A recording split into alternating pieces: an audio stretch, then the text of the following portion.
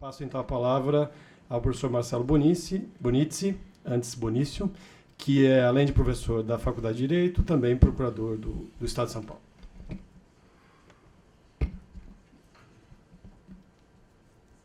Muito bom dia a todos. Quero inicialmente saudá-los na pessoa do presidente Fernando Henrique Cardoso, da Fundação FHC, na pessoa do Dr. Sérgio Fausto. Agradeço muito o convite e é para mim uma grande honra estar aqui na presença de todos vocês. Saúdo a todos os integrantes dessa mesa, na pessoa do meu amigo, professor Flávio Yarchel, meu colega de departamento, que também muito me honrou com esse convite.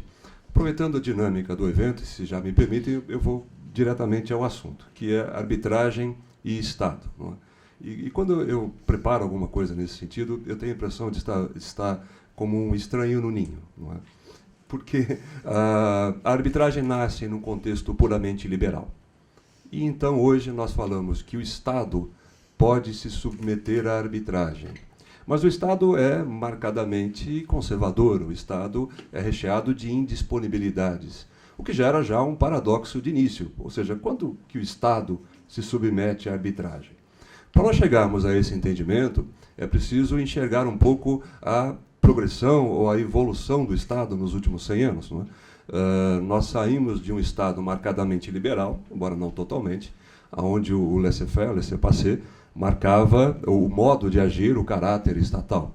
Mas passamos disso para um Estado de welfare state, onde a preocupação com questões sociais ganha mais contornos. E hoje, há quem diga que estamos diante de um Estado constitucional, cuja missão é realizar os valores constitucionais que aí estão. Eu tenho algumas dúvidas em relação a isso.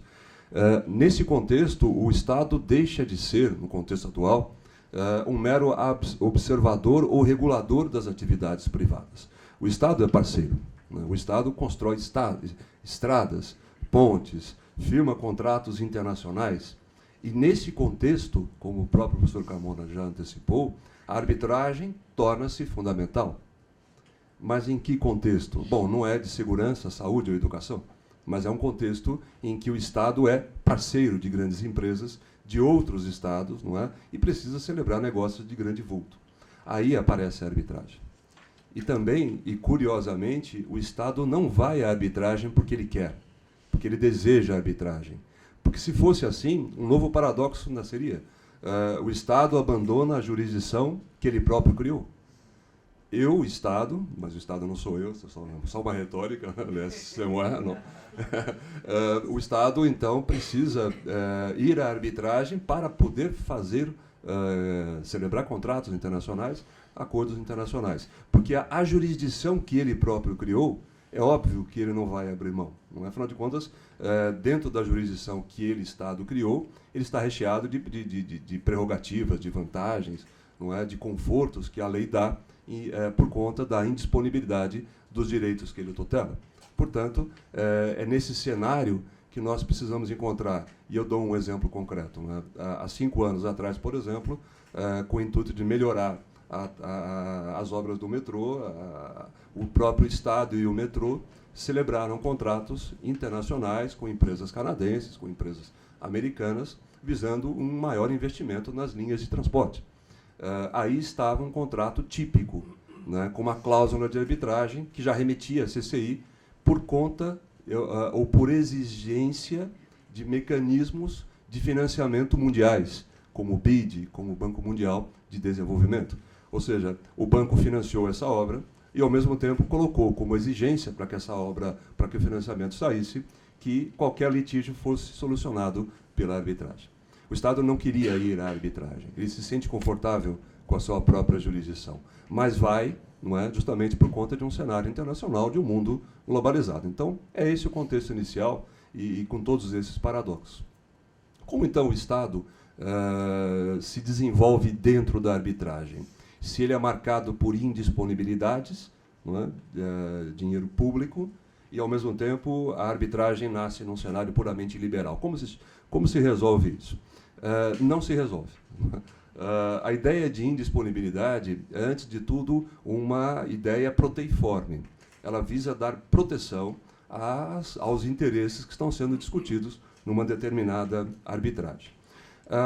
Eu poderia começar falando do bloco europeu, com a conhecida recomendação da Comunidade Europeia de 2001, na qual ela sugere que as suas autoridades, ou seja, todas as autoridades submetidas ao bloco europeu, tentem resolver seus conflitos com as pessoas privadas através da arbitragem. Essa foi a primeira grande diretriz, né, do bloco europeu nesse sentido.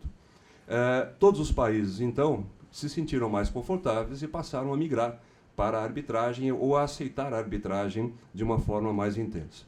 Num breve rascunho que eu fiz aqui, eu colocaria a Suíça e Portugal como países que mais abraçam a arbitragem, né, e cujos tribunais são extremamente favoráveis à arbitragem. E, curiosamente, os países mais refratários e cuidadosos à arbitragem, não que não exista, não é? Mas de uma forma mais cuidadosa, França e Bélgica.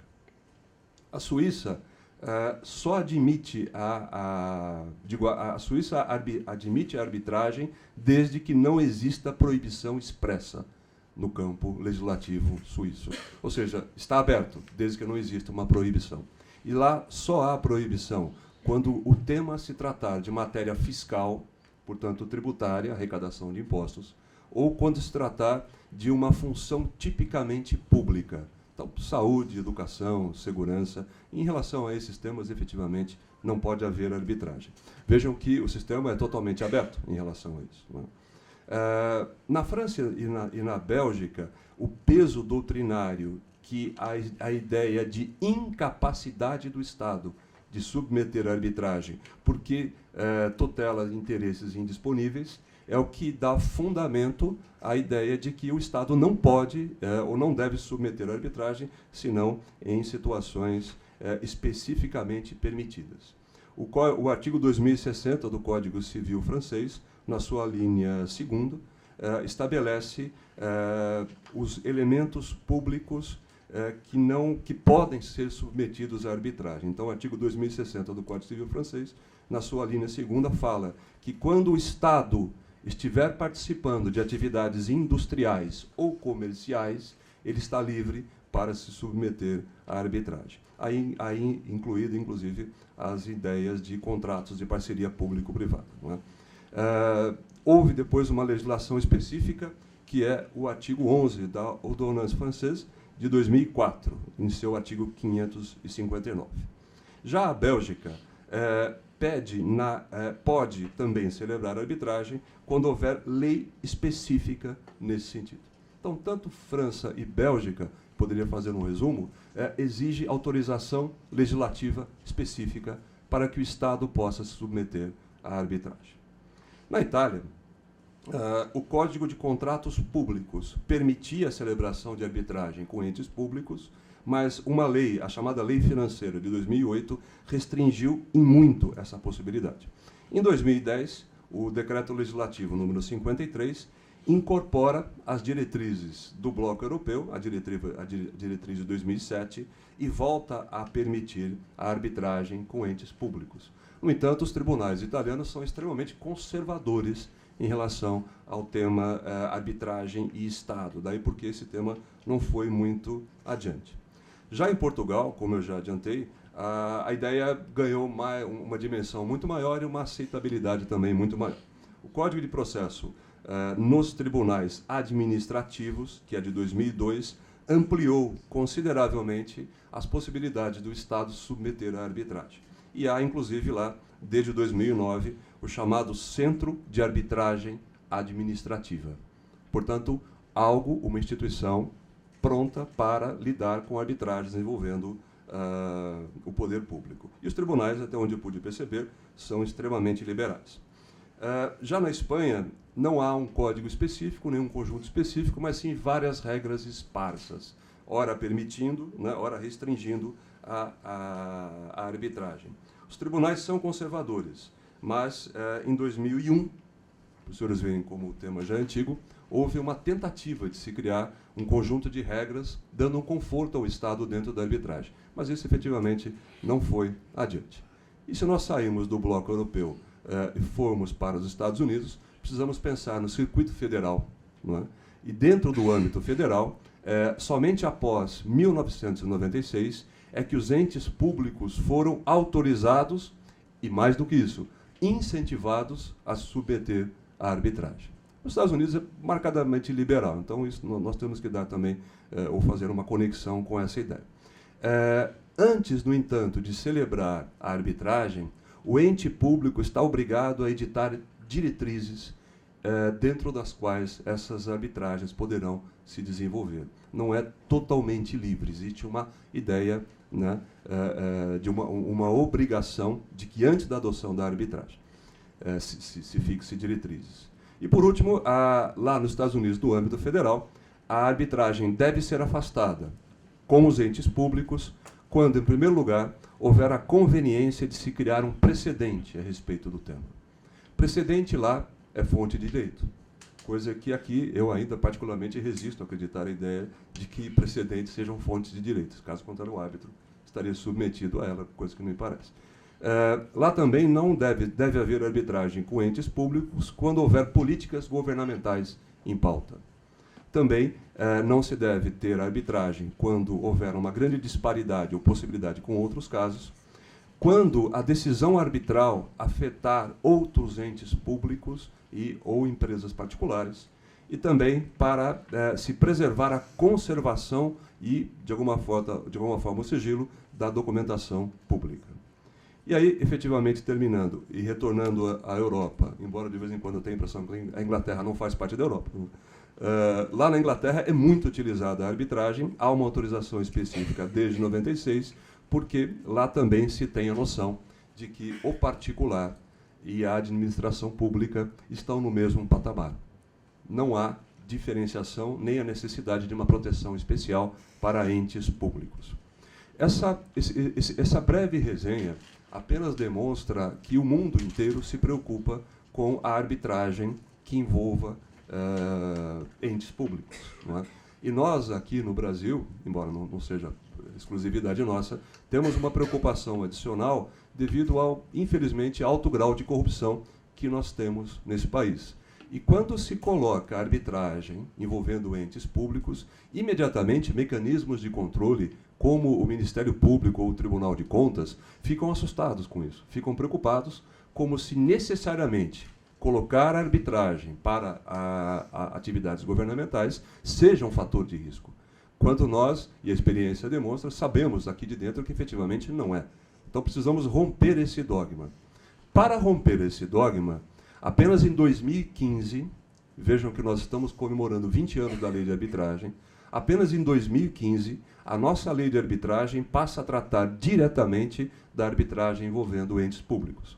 Em seu artigo 1º, parágrafo 1º, a administração pública, direta e indireta, poderá utilizar-se da arbitragem para dirimir conflitos relativos a direitos patrimoniais disponíveis. O parágrafo 2º diz que a autoridade ou órgão competente da administração pública direta para a celebração do convênio, da convenção de arbitragem, é a mesma autoridade que pode realizar acordos ou transações. Por último, parágrafo 3º do artigo 2º, a arbitragem que envolva a administração pública será sempre de direito e respeitado o princípio da publicidade. Já estou quase encerrando, então, para fechar essas ideias, no sentido de que hoje há apenas um conforto para que o administrador público se submeta à arbitragem. E isso está agora na lei. Mas nós sabemos, em doutrina, já de muitas décadas, que o Estado sempre pôde se submeter à arbitragem, especialmente quando ele é parceiro em negócios comerciais, parceiro em negócios industriais. Hoje, um administrador público tem fundamento legal, não apenas doutrinário, para ir adiante e poder celebrar a arbitragem. Isso resolve apenas parte dos problemas. Por quê? Porque quando se vai à arbitragem, é preciso ter em mente que há um litígio adequado para isso. Dentro de um sistema multiportas, não se cria ou não se trabalha com a ideia de alternatividade. A arbitragem não é alternativa a absolutamente nada. O que nós temos é um conceito de adequação. Há alguns litígios que marcadamente estão destinados a serem resolvidos pelo judiciário, então problemas de políticas públicas, e há litígios que podem ser resolvidos no âmbito administrativo por um acordo, ou podem ser resolvidos no âmbito particular, embora com efeitos jurisdicionais, que é a questão da arbitragem. Então, compete o administrador verificar as características do litígio e saber o que pode e o que não pode ser submetido à arbitragem. O que não pode, evidentemente, é indisponível. Mas cuidado, a indisponibilidade não é apenas jurídica. A indisponibilidade pode ser também social, pode ser também política. Há temas políticos indisponíveis, há temas sociais indisponíveis. Não é? Nenhuma das ciências, como já dizia o professor Celso Laffer, vive autonomamente como se as demais ciências simplesmente não existissem. Esse tema é efetivamente apaixonante. Eu estou à disposição para responder qualquer coisa nesse sentido e prometo depois disponibilizar um texto de minha autoria nesse sentido da adequação do Estado, ou qual litígio estatal pode ser submetido à arbitragem. Então, devolvo a palavra ao professor Flávio Acho, já agradecendo a grande oportunidade de me manifestar.